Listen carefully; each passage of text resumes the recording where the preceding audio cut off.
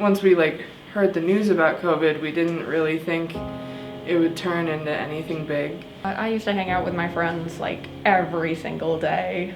I'm stuck inside, can't see any of my friends. Get stuck in your own head. Small things become big things. You know, I was isolated a lot because we had to quarantine, and it was really tough.